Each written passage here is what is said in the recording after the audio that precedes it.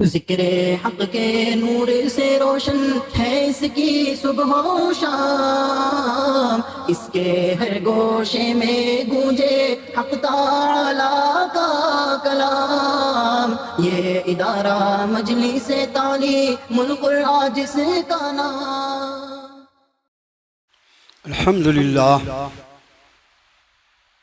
अल्हम्दुलिल्लाह वकफ़ा वस्सलामुन अला इबादिहिल्लज़ीना इस्तफ़ा अम्मा बाद। औज़ु बिल्लाहि मिनश शैतानिर रजीम। बिस्मिल्लाहिर रहमानिर रहीम। रब्बना आतिना फिद दुनिया हसनतन व फिल आखिरति हसनतन व क़िना अज़ाबन नार। सदक़ल्लाहुल अज़ीम। अल्लाहुम्मा सल्लि अला मुहम्मदिन व अला आलि मुहम्मदिन व बारिक वसल्लिम। गुज़िश्ता हफ्ते भी आपके खादिम ने सूरह बक़रा की इसी आयत शरीफ़ा की रोशनी में कुछ बातें आपके गोश गुजार की थी, आपके सामने रखी थी। आज मज़ीद कुछ बातें इसी उन्वान से रब ताला ने इरशाद फरमाया कि मेरे बंदे यूँ भी कहते हैं कि ऐ हमारे रब, दे हमें दुनिया में भी भलाइयाँ और आखिरत में भी भलाइयाँ और अज़ाब जहन्नम की आग से हमारी हिफाजत फरमा। मैंने गुज़िश्ता हफ्ते की बात अर्ज़ की थी कि एक ही दुआ जो अल्लाह ने हमें सिखलाई, इसमें हमारी दुनिया और हमारी आखिरत दो ही चीज़ें हैं, दुनिया है और आखिरत है। ये ईमान की बरकत है, ये ईमान का नतीजा है कि अहले ईमान अपनी इस दुनिया की ज़िंदगी के साथ आखिरत की ज़िंदगी को हमेशा याद रखते हैं और यही मकसूद है, यही मकसूद है। और दोनों ज़िंदगियों का फ़र्क जो है वह अहले ईमान खूब जानते हैं कि दुनिया फ़ना हो जाने वाली, ख़त्म हो जाने वाली और आखिरत हमेशा रहने वाली।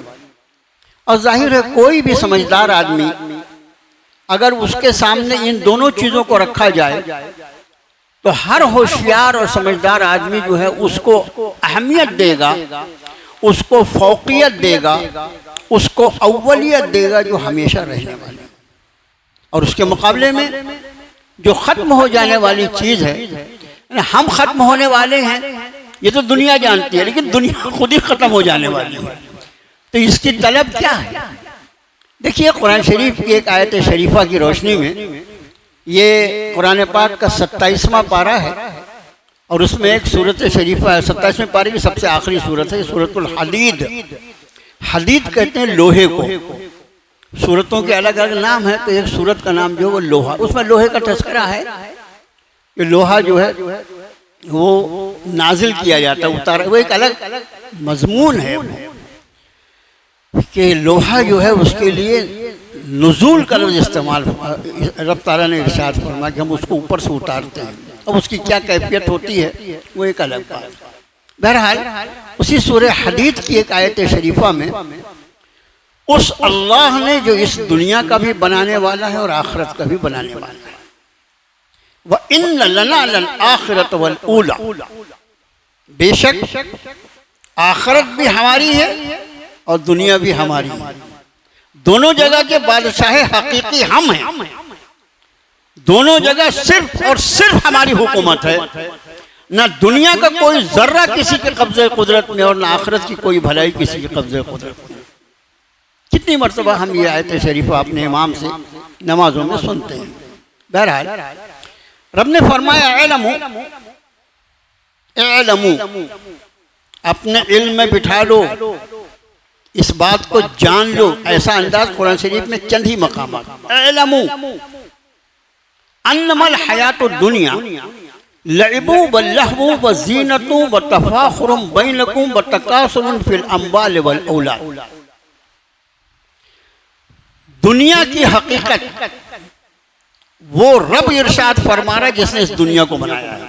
फरमाया जान लो इस बात को कि दुनिया की जिंदगी खेल है, तमाशा है, जीनत यानी सजावट है, व तफाखुरुम बैनकुम, आपस में फख्र करना है, व तकासुरुन फिल अमवाल वल औलाद, और माल और औलाद में एक दूसरे से मुकाबला आ रहा है। मैं आपसे अर्ज करूं, क्योंकि ये अल्लाह का कलाम है और कुरान जनाब नबी करीम सल्लल्लाहु अलैहि वसल्लम को अता करदा मौजज़ात में से सबसे बड़ा मौजज़ा है। और इस मौजज़े का एक मजीद कमाल ये है कि इस मौजज़े को क़यामत तक के लिए अल्लाह ने उन लोगों के हवाले कर दिया जो इस नबी की उम्मत में पैदा होने वाले। नबियों के मौजज़ात नबियों के साथ चले गए, लेकिन चूंकि इस उम्मत को कारे नबूवत को संभालना था, नबूवत खत्म हुई, लेकिन कारे नबूवत लोगों को अल्लाह की तरफ बुलाना, वमन अहसन कौलम मिम्मन दा इलल्लाह, भला उससे बेहतर बात किसकी हो सकती है जो लोगों को अल्लाह की तरफ बुलाए। चूंकि ये काम उम्मत मुस्लिमा ने क़यामत तक करना है। अब इस काम के करने के लिए जो चीज इसके लिए मुईन और मददगार होगी वो अल्लाह के नबी को अता करदा आखिरी मौजज़ा। और मौजज़ा जो होता है, हमेशा ख्याल रखो, उस चीज को कहा जाता है जिसके सामने इंसानी अक्ल आजिज हो जाए। अक्ल उसकी कोई वजह नहीं बयान कर सकती। आमतौर से जो हालात पेश आते हैं दुनिया में, उसके असबाब होते हैं, उसके असबाब होते हैं। भाई एक आदमी को खेती करना है तो उसको हल जोतना पड़ेगा, उसको उसमें बीज डालना पड़ेगा, बीज डालने के बाद उसकी आबियारी, उसको पानी देना पड़ेगा, उसकी देख तो पौधा उगेगा। लेकिन कोई ऐसा पौधा हो जो बगैर इन असबाब के अल्लाह ताला खड़ा कर, ये अल्लाह को कुदरत हासिल है। तो मौजज़ा उसको कहते हैं जो इंसानी अक्ल जिसका कोई वजह नहीं बयान कर सकती। इंसानी अक्ल हमेशा उसके सामने आजिज रहेगी, अपना हाथ बांध के खड़ी रहना पड़ेगा अक्ल को कि नहीं ये मैं नहीं बता सकता ये क्यों है ऐसा। ये सबसे बड़ा मौजज़ा इस उम्मत के हवाले किया। इसके लिए आपका खादिम अर्ज़ करता, हम सीना ठोक के ये कह सकते हैं, हम सीना ठोक के ये कह सकते हैं, इसलिए कि अल्लाह का कलाम है या मेरे नबी का आखिरी मौजज़ा है जो अल्लाह ने दिया उनको। हम सीना ठोक के कह सकते हैं कि ये हयात दुनिया, दुनिया की जिंदगी उस रब ने बयान की जिसने इस दुनिया को बनाया और इसकी जिंदगी को बनाया, और सारी दुनिया मिलकर हम उसको चैलेंज करते हैं कि इसके सिवा क्या है दुनिया की जिंदगी, तुम बताओ। कोई नहीं बता सकता। देखिए उस आयत को, अअलमु अन्नमल हयातुद दुनिया लइबु व लहवु व ज़ीनतु व तफाखुरुन बैनकुम व तकासुरुन फिल अमवाल वल औलाद। जान लो कि दुनिया की जिंदगी जो है क्या है, खेल और तमाशा। आप देखिए, आप और सब, हम और आप सबकी निगाहें अखबारों पर रहती है ना, अखबार है और टीवी, जितने भी ज़राए अबलाग हैं, खेल तमाशे जो है आज की इंसानी जिंदगी का कितना बड़ा हिस्सा बन गए। कोई वक्त, कोई दिन, कोई तारीख ऐसी जाती है जिसमें खेल तमाशों का सिलसिला न चलता हो। और वो दौर जब नुज़ूल कुरान हुआ तो उस वक्त जो खेल होते थे, भाई घोड़ों की घोड़सवारी है उसका मुकाबला हो जाए, तीरंदाजी है उसका मुकाबला हो जाए, ये सब होता था। पैगजनी है उसका मुकाबला हो जाए, ये होता था। और आज तो दुनिया का बड़ा हिस्सा जो है, प्लेयर्स बिकते कितने में आप देखते हैं, करोड़ में, और साल के 12 महीना वो सिलसिला चलता रहता है। और फिर वहां जो अरबों खरबों रुपए का लेन देन होता है, उसके बाद वो पूरी इंसान की सलाहियतें, वक्त की जैसी अल्लाह की नेमत, दौलत जैसी अल्लाह की अता करदा नेमत, जो इंसान उसमें पानी की तरह बहाता है, आप उस पर, और फिर उन्हीं खेल तमाशों की बुनियाद पर जो जुए और सट्टों का बाजार गर्म होता है, वहां तो अरबों का खेल होता है और जुए सट्टे में खरबों का खेल होता है। दुनिया जानती है साल के 12 में। रब ने फरमाया दुनिया की जिंदगी के बारे में समझ लो इस बात को कि ये खेल है, तमाशा है, लहव व लइब व ज़ीनतुन, डेकोरेशन, सजावट। मैं कितना अच्छा दिखता हूँ, मैं, मेरा मकान कितना अच्छा दिखता है, मेरी गाड़ी कितनी अच्छी दिखती है, मेरे अमाल कितने अच्छे दिखते हैं, इसका कोई ख्याल नहीं। मेरी नीयत कितनी अच्छी है, इसका कोई ख्याल नहीं। मेरा ईमान कितना अच्छा है, इसकी कोई ख्याल नहीं, कोई ख्याल नहीं। खाली मैं, मेरा जाहिर, तो उसको जिसको डेकोरेशन कहा जाता है अंग्रेजी में, फरमाया ज़ीनतुम व तफाखुरुम बैनकुम, और एक दूसरे के ऊपर फख्र करना। कितने माले की बिल्डिंग है? 3 माले की, 4 माले की बिल्डिंग। तूने कितने का बनाया मकान? 10 लाख का है, मैंने 15 लाख का बनाया। तो दूसरा उसके बाजू से बोलता मैंने तो 25 लाख का बनाया है। तफाखुरुम बैनकुम, घर को सजाने की इतनी फिक्र, घर सलीके का होना चाहिए। अल्लाह के रसूल सल्लल्लाहु अलैहि वसल्लम फरमाया 3 चीजें जिसको अल्लाह ताला अता फरमा दे। एक तो आरामदेह घर, दूसरे आरामदाह सवारी, और तीसरे फरमा बरदार बीवी। 3 चीजें हदीस शरीफ, अलग ही हदीस है। आरामदाह घर, आरामदाह घर का मतलब क्या होता है मेरे भाई? मौसम की गर्मी सर्दी के एतबार से, सबसे बड़ी बात पर्दे और हिफाज़ाने सेहत के एतबार से, ये मुझे यहाँ रहना है ना। और फिर घर हमारी ख़वातीन का जो तबका है, जिनके लिए पर्दे का और हिजाब का हुक्म है, उस हुक्म को पूरा करने वाला घर। और उसके बाद उसमें नमाज का इंतजाम हो, जिक्रुल्लाह का इंतजाम हो, तिलावत कुरान का इंतजाम हो, इससे ज्यादा क्या चाहिए? नहीं। उसमें तो हम पत्थरों को देखते हैं, कितने रुपए का पत्थर लगा।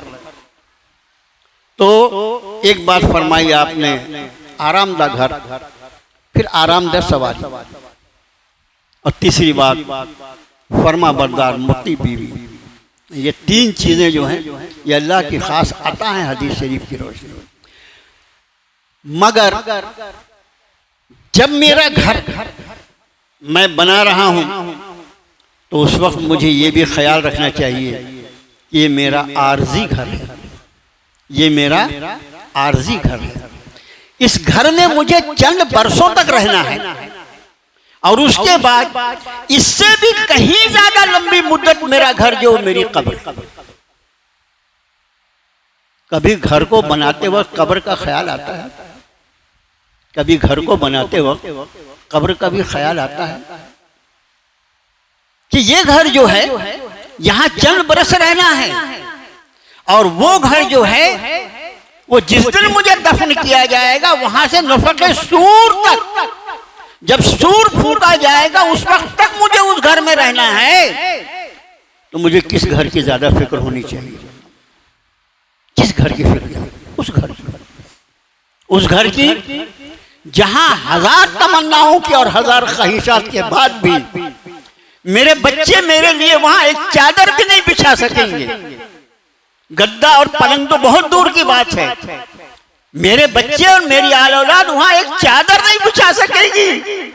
वहां जो होगा सिर्फ मैं होऊंगा और मेरे अमाल होंगे, और अगर मैंने उसकी तैयारी की है तो फिर मेरे अल्फाज में नहीं, जनाबे मोहम्मद रसूलुल्लाह सल्लल्लाहु अलैहि वसल्लम के अल्फाज में मेरी वो कब्र जो है वो जन्नत का बाग भी बन सकती है, वो जन्नत का बाग भी बन सकती है। तुम यहाँ लाखों करोड़ों अरबों खरबों इसकी क्या बात करते हो मकानों के बनाने में? जन्नत जो है उसमें जिस शख्स को दाखिल किया जाएगा, एक ऐसा शख्स जो बहुत ही गुर्बत में, अफलास में, तकलीफ में उसने जिंदगी गुजारी, और एक हदीस शरीफ की रोशनी में तो एक अजीब मजमून है कि हश्र के मैदान में अल्लाह ताला एक शख्स को खड़ा करेंगे, इरशाद फरमाएंगे मेरे बंदे मैंने तुझे दुनिया में पैदा किया था और जो मैंने ज़िंदगी तुझे अता फरमाई तूने उसको पूरी की और उसके बाद तेरी वफ़ात हो गई, तेरी मौत हो गई। हाँ मेरे मौला, लेकिन मेरे बंदे, मैंने तुझको दुनिया में इस हाल में रखा था कि जब तू मरा तो तुझ पर कोई रोने वाला भी नहीं था। तेरा इस हदीस शरीफ को ज़हन में रखो। जब तू मरा तो तुझ पर कोई रोने वाला भी नहीं था।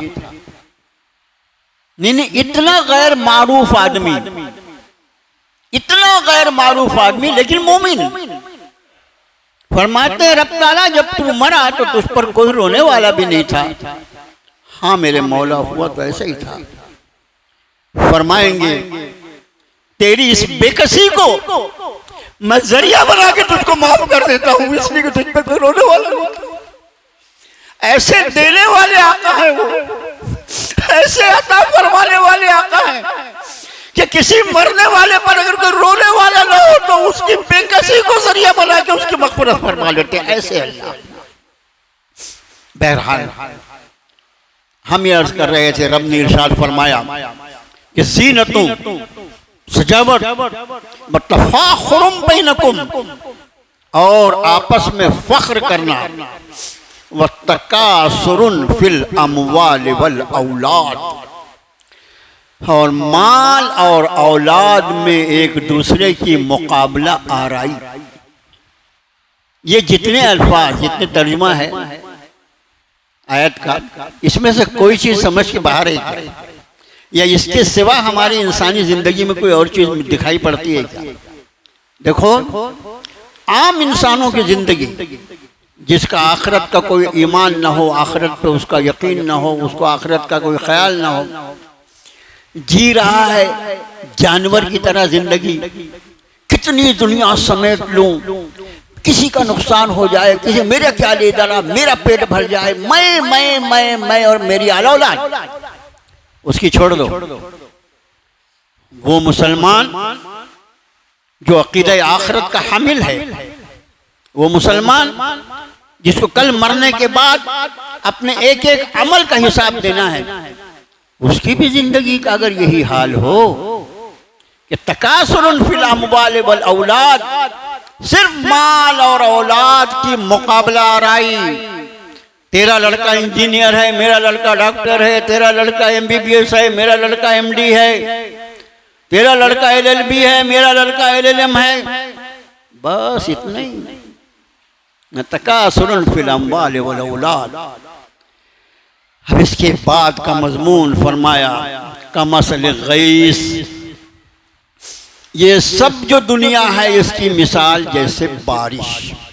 गैस कहते हैं बारिश, कमसल गैस जैसे बारिश। बारिश जब आती है आजबल कुफ्फार, आपको हैरत होगी कि काफिर का लफ्ज़ जो है ना, काफिर का एक मतलब होता है मोमिन के मुकाबले में इस्तेमाल होता है काफिर, ये ईमान वाला है, बेईमान है, काफिर है। दूसरा यही कुफ्र का लफ्ज़ जो है वो शुक्रगुजारी के लिए इस्तेमाल होता है, शुक्र के मुकाबले में भी कुफ्र इस्तेमाल होता है, कुरान में इस्तेमाल हुआ। तो जब शुक्र के मुकाबले में इस्तेमाल होता है तो उसका मतलब होता है ये शुक्रगुजार है, एहसान मानने वाला, ये नाशुक्रा है। तो वहाँ काफिर का मतलब होता है नाशुक्रा। लेकिन कफरा का एक लफ्ज़ असल माना होता है, कफरा का मतलब होता है छुपाना। कुफ्र का असल मतलब क्या होता है? छुपाना। ये आदमी जो कुफ्र करता है, इसके दिल के अंदर ये आवाज आती है कि मेरा कोई पैदा करने वाला है, मेरा कोई मालिक है, लेकिन उस बात को वो दबा देता है, इसलिए उसको काफिर कहा जाता है। और चूंकि किसान जो होता है वो भी दाने को जब बोता है तो जमीन के अंदर छुपाता है, उसको डाल देता है जमीन के अंधियारी में, इसलिए इस छुपाने की वजह से ये लफ्ज़ काफिर जो है ये किसान को भी बोला जाता है। आप अंदाज देखिए कहाँ का लफ्ज़ कहाँ जाता है, ये अरबी जबान का कमाल है। तो फरमाया कि जब बारिश होती है कमसल गैसिन आजबल कुफ्फार नबातुहु, जब बारिश होती है और खेती लहलहाने लगती है तो जो उसका किसान बड़ा खुश हो जाता है। सुम्म यही फतरा हो मुस्फर्रा, एक वक्त आता है कि खेती बहुत जोर पकड़ती है, फतरा हो मुस्फर्रा, और फिर तू देखता है कि वो पीली पड़ जाती है, और सिर्फ पीली पड़ने के बाद मामला खत्म नहीं होता। सुम्म यकून हुतामा, और उसके बाद वो चूरा चूरा हो जाता है। वो खेती जो कल लहलहा रही थी, जिसको देख के किसान खुश हो रहा था, उसके चेहरे पे रौनक आ गई थी, उस खेती का अंजाम यह हुआ कि एक मर्तबा तो वो बहुत जोरदार हालत में आई, फिर वो पीली पड़ गई। सुम्म यकून हुतामा, और एक दिन ऐसा आया कि चूरा चूरा। बस यही हाल तुम्हारी दुनियावी जिंदगी का है कि ये दुनियावी जिंदगी जो है, इसका भी नतीजा जो होने वाला है, ये भी चूरा चूरा होगा। जब सारी दुनिया चूरा होने वाली है, तो तेरा मकान और तेरी दुकान और तेरी दौलत और तेरा किब्र और तेरा गुरूर और तेरा तकब्बुर कहाँ बाकी रहने वाला। सुम्म यकुन हुतामा, और फिर वो चूरा चूरा हो गई। ये मिसाल अल्लाह ने बयान फरमाई, कमसल से लफ्ज़ शुरू हुआ, जैसे मिसाल बारिश की, उससे खेती, और खेती के बाद किसान, और उसके बाद उसकी हालत। यहां तक तो दुनिया को अल्लाह ने बयान फरमाया, और उसके बाद आखिरत को बयान फरमाते हैं। वफिल आखिरा, और आखिरत में अज़ाबुन शदीदु व मग़फ़िरतुम मिनल्लाहि व रिज़वान। फरमाया आखिरत में दो चीजें हैं, या तो अज़ाबे शदीद है, या तो अज़ाबे शदीद है, सख्त अज़ाब, जिसकी हकीकत का आदमी इदराक नहीं कर सकता, आदमी की फहम और अक्ल उसको बर्दाश्त नहीं करे, ऐसा अज़ाबे शदीद। तो फरमाया फिल आखिरत अज़ाबुन शदीद व मग़फ़िरतुम मिनल्लाहि व रिज़वान, और अल्लाह की तरफ से मग़फ़िरत और उसकी रज़ामंदी के फैसले। बस दो ही चीज हैं आखिरत। दुनिया में इतनी सारी चीजें, दुनिया में इतनी सारी चीजें हैं, और आखिरत में सिर्फ दो चीजें हैं। वफिल आखिरत अज़ाबुन शदीद व मग़फ़िरतुम मिनल्लाहि व रिज़वान, और आखिरत में या तो सख्त अज़ाब है, और या तो अल्लाह की मग़फ़िरत और रिज़ा। तुम्हें इस दुनिया में रह के ये फैसला करना है कि तुम्हें क्या चाहिए, तुम किस चीज के तालिब हो, तुम किस चीज का सामना करने के लिए तैयार हो आखिरत में। इस दुनिया में तुमको रहकर इन, और उसके बाद आयत शरीफा का आखिरी हिस्सा जो है, उसने तो दुनिया की हकीकत को अजीब व गरीब अल्फाज में बयान फरमाया। वमल हयातुद दुनिया इल्ला मताउल गुरूर। इस पर यह आयत खत्म हुई, बहुत तवील आयत है, आप देखिए इसको, सूरह हदीद की। वमल हयातुद दुनिया इल्ला मताउल गुरूर। ये गुरूर लफ्ज जो है, गुरूर लफ्ज जो है हमारे यहाँ जो माना में इस्तेमाल होता है उर्दू में होता है, लेकिन गुरूर का मतलब जो होता है वो अरबी जबान में होता है धोखा। अरबी जबान में गुरूर का मतलब होता है धोखा। आदमी को अपने बारे में सीना तान के चल रहा है, अजीब बदतमीज है, भाई इसी जमीन से पैदा हुआ, इस जमीन से पैदा हुआ ना, और वापस कहाँ जाना है? सीना तान के चलेगा तो फिर हमेशा रहेगा नहीं, वापस इसी जमीन में जाएगा, और ऐसी मजबूरी की हालत में जाएगा कि खुद से नहीं जाएगा, लोगों को पहुंचाना पड़ेगा। ये तेरी औकात तो सीना काय पे तान रहा है भैया, इसलिए उसको गुरूर कहा जाता है। धोखा खा गया दुनिया की जिंदगी के बारे में। तो कुरान ने कहा वमल हयातुद दुनिया इल्ला मताउल गुरूर। दुनिया की जिंदगी जो है वो धोखे के सिवा कुछ नहीं। इस दुनिया के बनाने वाले अल्लाह ने इस दुनिया की जिंदगी को मताए गुरूर कहा है, धोखा वाली चीज, और तुम इस धोखे में न पड़ जाओ।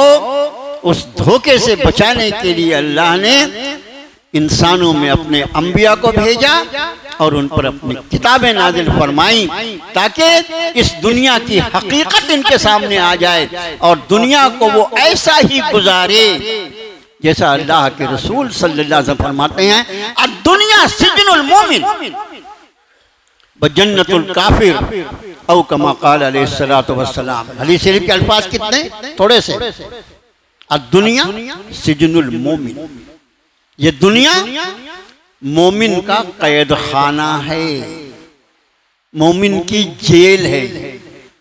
तुम कहाँ हो? जेल में। अल्लाह ताला पूरी उम्मत मुस्लिमा को वहाँ की जेल से और कैद खाने जो है उनकी सहूलतों से अपनी हिफाजत में रखे।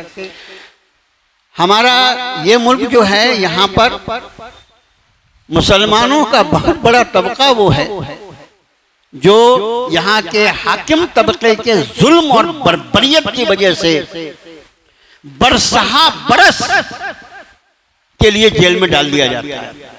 और कवानीन ऐसे हैं, अभी आपने देखा पिछले हफ्ते खबर थी, 14 साल तक एक आदमी जेल में रहने के बाद उसको बरी किया जाता है और ये साबित हो जाता है कि जो जुर्म उस पर आयद किया गया था वो बेचारा उसमें बेकसूर है। और हेडिंग लगाई अखबारों ने, 14 साल की जेल के बाद फलां साहब को, फलां खान साहब को छोड़ दिया गया। अरे वो 14 साल जो उसके जाये हुए उसका हिसाब कौन देगा?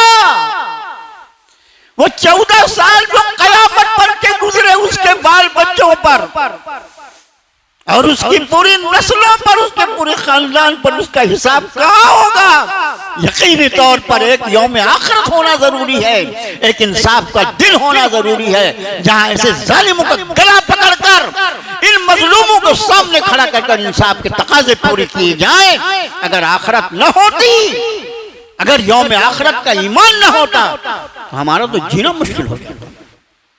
तो मेरे भाइयों, रब कायनात ने फरमाया वमल हयात दुनिया इल्ला मताउल गुरूर, हदीस शरीफ, दुनिया सिजनुल मोमिन, दुनिया जो है वो मोमिन का कैद खाना है।